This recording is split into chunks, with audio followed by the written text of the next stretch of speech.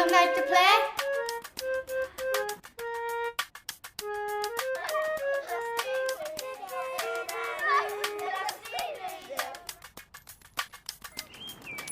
Oh, I was. One potato, two potato, three potato, four potato. Under the bramble bushes, down by the sea, boom, boom, boom. How many kisses did she get? 1, 2, 3, 4.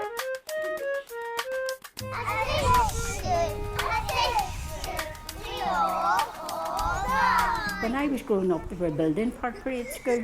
We played in the bricks and mortar. Then when they were building Nettlefield, my sister, who was 8 years younger than me, she played in the bricks and mortar in Nettlefield. We used to play cricket in the back entries, you know, with the boys, and some of the other ladies were saying that everybody played together, and we quite often played with the boys as well. If we played cowboys and Indians, you know, we were the ones that got tied up and they ran away, but they would have played wee houses with us, you know, and they would have gone out to work, and then we would have made the dinner or the wee pies and things, and then they would have come home, or we would have played wee shops, but we all just played together really. And we would have played marbles with the boys, and they would have played skipping with us. Well, the wee boys would have, you know, tied the letter boxes. We weren't brave enough, but we hid round the corner with them, you know, till they opened the doors, and then they'd have been shouting, "Where'll I get you?" And then we all ran away. Pinky swear, not gonna tell.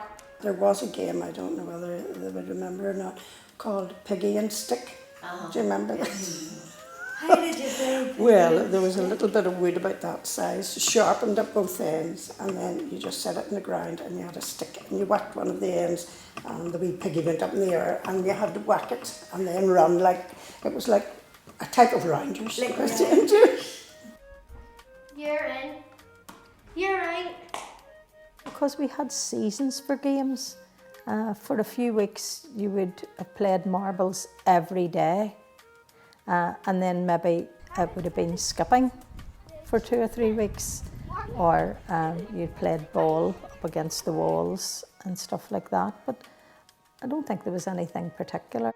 My mum would have helped you skip, or you know, they would have turned the rope for you and that, but you know, there would have been kids there who were a couple of years older than you, so when you went out to play, they would have taught you how to play the balls or whatever, or they would have helped you with the wee skipping rhymes and all that sort of stuff. Well, we nearly all had a rope because you went round the shops, the grocer's shops, you know, and their boxes were tied with this rope, and then we would have gone to them and they took it off and gave it to us. So we nearly all had a rope. And marbles sometimes, there was a couple of bomb sites over across from my street, and the boys would have dug a hole to play marbles, and we would play marbles with the boys. We never won, of course. But no, well, we seem to have had plenty to do. Under the bramble bushes, down by the sea, boom, boom, boom, Johnny broke a bottle and he blamed it on me. You could get into the what do you call it, the schoolyard, you know, and sometimes we would have climbed over the gates and would have played skipping, because the road was still all the big pavers. It wasn't smooth, you know. It was hard to skip. Whoever gets their coin closest to the curb wins. Oh, I win. We do. You do. And Pyrian whip. You would all know the Pyrian whip was like a little wooden top. And you had a whip sort of thing, you know, and you wound the cord around your wee top and it started to spin, and then you would keep whacking it to make it keep spinning. So. Rosebery Gardens, you had a good big garden at the back, you see, and then sometimes the wee boys and all would have come into the back garden. You'd have dug a piece up, you know, dug the soil up, and then would have got water and made wee pies and that, and then we had a wee shop, and they came and bought the pie. That's quite inventive. And the money like was stones, wee stones. Well, I don't know what's considered dangerous, but we used to go to the pond and catch smicks. Took the jump hut with you, you know, and caught the smicks. I remember the guy coming round with the hobby horses. I think it might have been Mickey Marley, but the guy used to come, and if you took a jam jar out to him, you'd have got a ride on the hobby horse. And they looked, to us, they probably looked enormous, but they were really tiny if you see them now. But, you know, and he would have wound it up, and you got a wee spin round on the roundabout. So you used to go and collect, Mummy, have you a jam jar? And that was it. Like when my grandfather would have given you a penny, and my father would have given us a penny.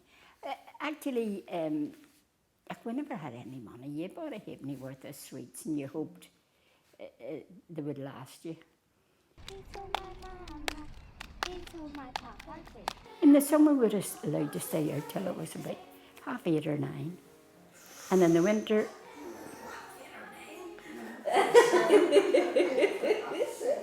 winter, time, you were allowed to stay out till it was dark.